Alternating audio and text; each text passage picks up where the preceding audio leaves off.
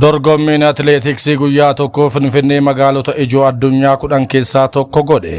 Gaggeessaan damee dorgommiiwwanii waldaa atileetiksii addunyaa Itoophiyaan dorgommii idil addunyaa guyyaa tokko World Athletics Grand Prix jedhamu yeroo duraaf qopheessitee milkoofteetti jedhe. Dorgommii atileetota maqaa guddaa addunyaa walitti fidee fi meetira 100 dhiiraaf dubartootaan gaggeeffame. Gama dhiiraan lammiin Keeniyaa Ferdinand Omayyaalaa, gama dubartootaan ammoo shaampiyoonaan olompikii Gabii Toomaas mo'ataniiru. Dorgommiin kun maqaa Continental Tour jedhamuun gaggeeffamu sadarkaa adda addaa kan qabu yoo ta'u, Itoophiyaan hiree kan argachuun kan beekame gurraandhala darbetu. Ergasii hojii gaggeessaan damee dorgommiiwwan waldaa atileetiksii addunyaa Piers Okalgihan guyyaa lamaaf gara Finfinnee dhufanii dorgommicha keessummeessuuf ga'umsa qabaachuu mirkaneessee ture. Dorgommiin Finfinneen keessummeessite gosa lama qaba ture. Kan jalqabaa atileetota addunyaa maqaa guddaa qaban, kan lammataa immoo atileetota biyya keessaa kan hirmaachise. Atileetota bebbeekamoo dorgommicha mo'ataniin cinatti biyyoota Afrikaa, Awurooppaa, Eeshiyaa fi Kaaba Ameerikaa irraa atileetonni 70 argamaniiru jedhu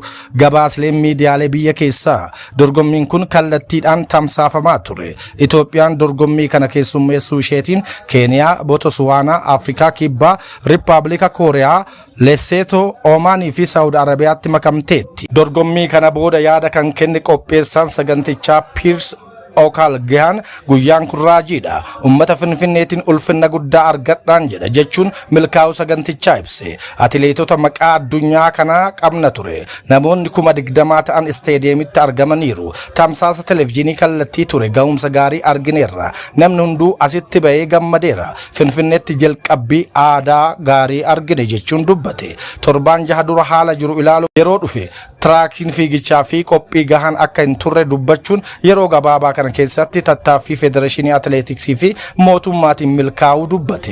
Finfinnee akka mana kootitti ilaala kan jedhe Okalgihan ijoollummaa isaatti waa'ee beela Itoophiyaa dhagahuu dubbate. Daandiiwwan sakaallee haaraa, daandiiwwan biroo haaraa, gamoowwan haaraa, iddoowwan daldalaa haaraan argaa jira. Dhugumatti Finfinneen guddataa jirti. Afrikaa keessaa ni dursiti. Dhiyootti magaalota gurguddoo addunyaa keessaa tokko taati. Sagantaan Continental Tour addunyaa bakka 290 gaggeeffamu kan himu qondaalli atileetiksii addunyaa kun bara dhufu Itoophiyaan sadarkaa ishee guddatee sadarkaa warqeetti magaalota qopheessan 10 kan akka New York, Los Angeles, Melbourne, Beijing, Tokyo fi Nairobi fa'aa keessa tokko taati jedheera. Federeeshinii Atileetiksii Itoophiyaa atileetiksii Itoophiyaatiif yeroo seenaa qabeessa jechuun gammachuu ibseera.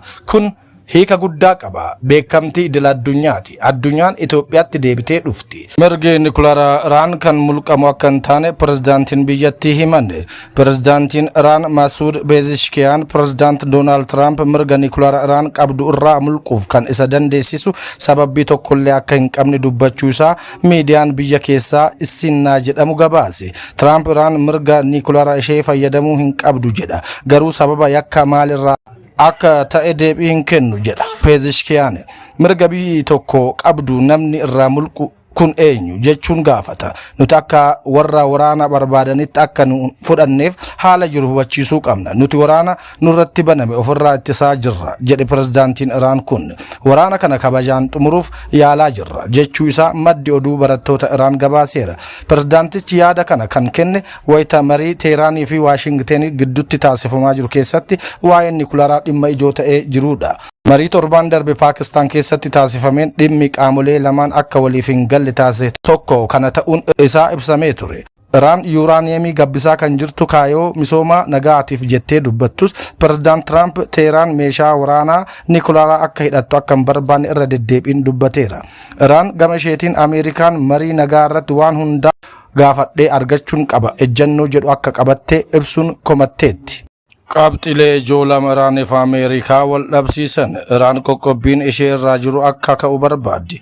Dinagdeen Iraan kufaa jira. Alergiin isaanii keessumaa boba'aa ta'ee dhaabbatee jira. Dinagdeen biyyattii ammoo isa irratti hirkateera. Iraan yeroo dheeraa akkasiin turuu hin dandeessu. Ameerikaaf Iraan qabxiilee lameen kana irratti walii galuu hin dandeenye. Gabbisa Nikularaa yuuraaniyeemii akka malee gabbate gaarreen Isfahaan jala dhokfafan akka dabarfamee kennamuuf US barbaaddi. Ameerikaan yuuraaniyeemii yuuraaniyeemii gabbifame jette kana bara darbe gaarreen Isfahaa jalatti haleeltee turte. Ameerikaan inumaayyuu Iraan nukleera hidhachuuf dhiyaatteetti jechuun yuuraaniyeemii gabbifame baasuuf loltoota ishee gaarreen Isfahaatti erguu barbaadde. Kun garuu balaa kan qabuu fi haalaan ulfaataadha. Sababni isaa Iraan loltoota ishee gaarreenicha marsitee waan keessuufi deemuuf eeyyama Iraan argachuu qabu. Ejensiin to'annoo atoomii idil addunyaa ammoo UN jalatti deemee sakatta'uu barbaada. Garuu qindoomina Ameerikaa waliin ta'uu akka qabu US himti. Iraan ammoo haala amma jiruun hin eeyyamtu.